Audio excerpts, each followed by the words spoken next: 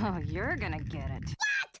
Oh, nothing. Foster's Home for Imaginary Friends was a unique show which nobody knew at the time would really change the identity of Cartoon Network. Right after the 90s era of Dexter's Lab, Powerpuff Girls, and right before the 2010s era of Adventure Time, regular show, this was a very different experience for Cartoon Network. Along with that came a lot of significant changes. Like, for example, the Powerpuff Girls started with an hour-and-a-half movie that was set to theaters. A really cool idea that I wish they just continued on, because the same creator, Craig McCracken, created an even better movie after it, called Foster's Home for Imaginary Friends. And yeah, it's not technically a movie, it's a 3-part pilot, like 3 episodes conjoined into one opening story, which I think encapsulates the entire series of Foster's Home perfectly. You may not remember the origins of Mac, Blue, and all the imaginary friends and how they started, but I for sure am ready to take you back on that journey, because this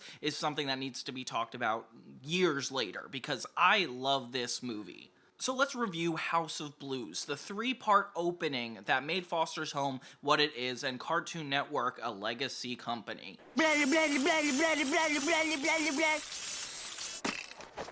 What's up, everybody? It's Johnny Toons, a branch of Johnny 2000, focusing on 2000s movies, media, and so much more, but focused on cartoons. If you like cartoons, make sure to subscribe. If you like everything, just check into Johnny 2000. You're gonna be so bust. I was nowhere, they're nothing, and I took care of it. Happy! Okay, so we start off with Mac's original home life, something that you probably forgot about if you remember the series for what it would later eventually be, but they actually had a really humble beginning. Blue is Mac's best friend, but it doesn't matter because he's suffering because of his brother, Terrence. Bluefus?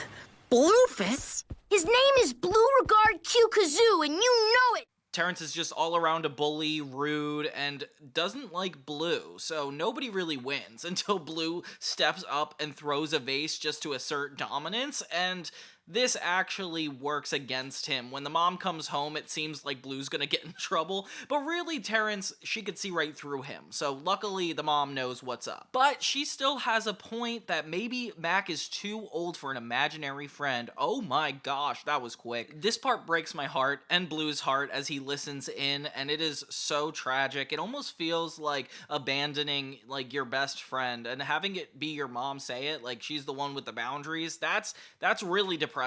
So Mac has to figure something out. Blue is just pretty much devastated. He doesn't know what to do with his life. Because, Mac, you're 8 years old, and you still have your imaginary friend. So what? Lots of kids have imaginary friends. friends. That night, Blue is clicking through the TV and finds a commercial for Foster's Home for Imaginary Friends, a place where imaginary friends could go and be safe and comfortable. Then come on down to Foster's Home for Imaginary Friends, where good ideas are not forgotten.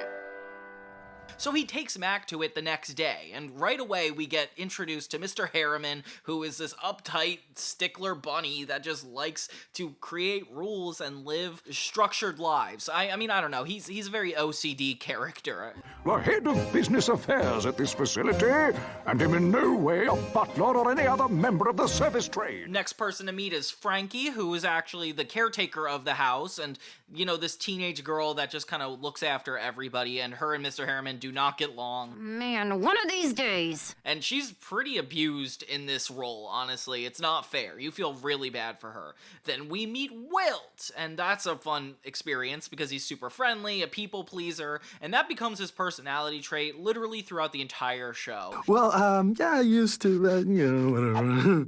Hey, how about that tour, huh? He gives the guys a tour, and this is where you get super excited about Foster's Home because the house itself is like the biggest character, making a lot of impact and excitement. That's when we meet Coco and understand that she only speaks literally the words Coco, kind of like a Pokemon when you think about it.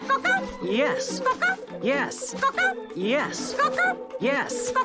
Yes, please, with marshmallows. And she joins them too. We don't meet anybody else yet, but Eduardo is definitely meant to come into the series eventually. First off, they keep asking about a scary monster that might live in the house, and that's Eduardo pretty much. But he doesn't really come up quite yet. We meet Duchess, which is the worst friend in the imaginary friend's house. She almost is like the antagonist, comparable to Terrence type of character, a bully, if you would say. And this is just a testament as to how good the music is and how it works with the animation, because they put a lot of timing into both. From the Swiss Alps, just do it, do it, do it! What do you want? Get out, get out, get out! Mac and Blue end up getting in danger when Wilt shows them the most dangerous imaginary friend in the whole house. And this is like where the stakes are raised the highest, where there's actually full-on danger to be noticed.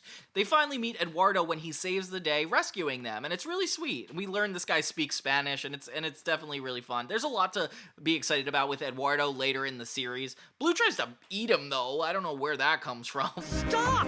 I just wanna punch you! And that's essentially this whole first episode, is getting used to the house. But the plot twist hits when we learn that if Mac doesn't come exactly at 4 o'clock the next day, Blue is going to be adopted. So that would be a huge deal. It's not a boarding house. If you leave Blue here, you can't come see him, because he won't be yours anymore. What? He'll be put up for adoption like everybody else here. Mac doesn't really have a choice, though. If he brings Blue home, he's just gonna get kicked out again. So, like, what does he have to do about it? So Mac is told he's gonna come back to Foster's the next day. That's when we get Terrence into the mix in the second episode. The second episode's really cool, too, because it features Blue with his first day at Foster's, like, without Mac, and it's very lonely. Like, he's not used to it at all. So I like that they actually give the character time to, like, reflect on what this new house is gonna be like, how scary it is, and, you know, he even has a picture of Mac, which is so sad. The next day, some people come by to adopt one of the friends, and this is where it gives me, like, orphanage vibes, where it's like the parents could come in and actually meet the imaginary friend. I like that it's more based on the kid and what they want, and of course, this kid's a spoiled brat. And whenever she tries to create one of her own, she gets a headache. Shut up, Mom! But you really do get a vibe of, like, every friend wants to be adopted. Even though this girl is, like, horrible, it seems like everybody's, like, interested in wanting to go home with them. Even though this place is kind of awesome, I don't know why I would ever want to leave it.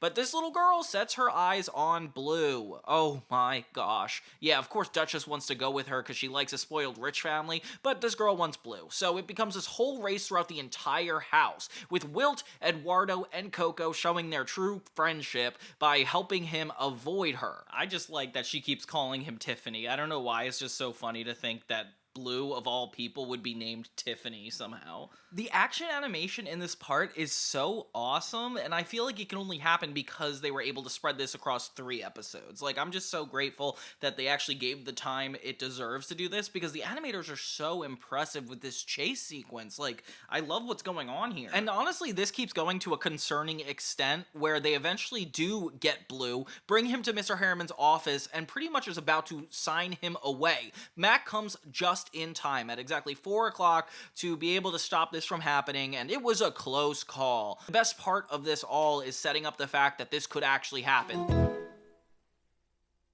Do you have any idea what I've been through all day? Where were you? School. Like, these stakes are on the table, Blue was almost adopted, and this could happen again. Duchess is extremely mad and starts to build up this resentment toward Blue because obviously she was the one who wanted to be adopted by them, and they don't even want her, so you kind of feel bad.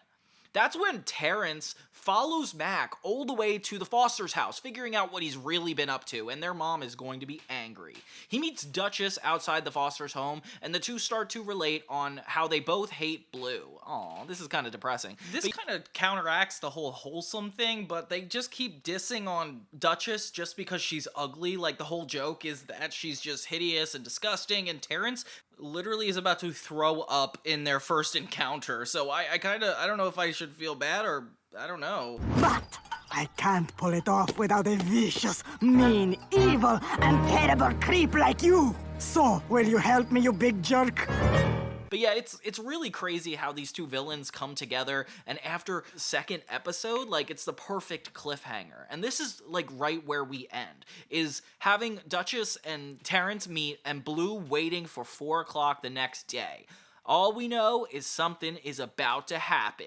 Same time tomorrow? Yeah, 3 o'clock, right after school.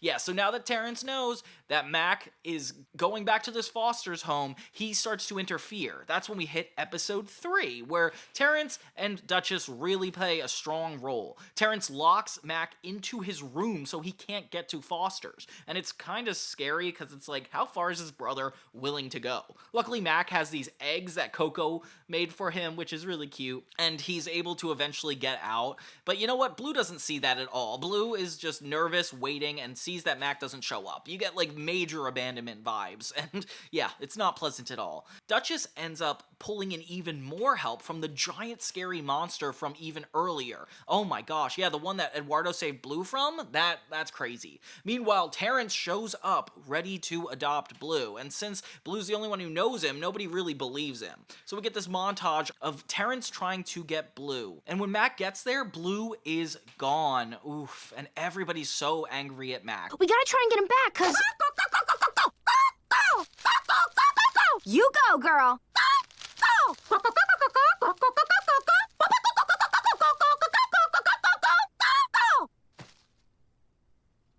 Which, by the way, you guys couldn't have just waited for an explanation. Like, you don't think that there's a reason he came up extra late. They literally try to tell him off for, like, the longest time, and it's like, guys, just give him a chance to talk. That's when they learn exactly where he's at. Duchess and Terrence took Blue and this giant evil imaginary friends to the junkyard, and they're literally gonna kill him. Oh my god, it's scary at this point. The stakes are so high. It's even worse than him getting adopted. It's like him about to die. So the imaginary friends team up and go to the junkyard. All the people that like got to know him, and it's really sweet seeing them team up like that. Mac leads the way, and you know what? Things get really scary for a moment because there's bombs being thrown, everything. But every friend gives something to contribute that helps them get away from either Terrence, Duchess, or this giant monster, which, by the way, looks like a Chain Chomp from Mario. Like, look at that. Chain Chomp from Mario or Pac-Man? Which one do you choose? They look like both.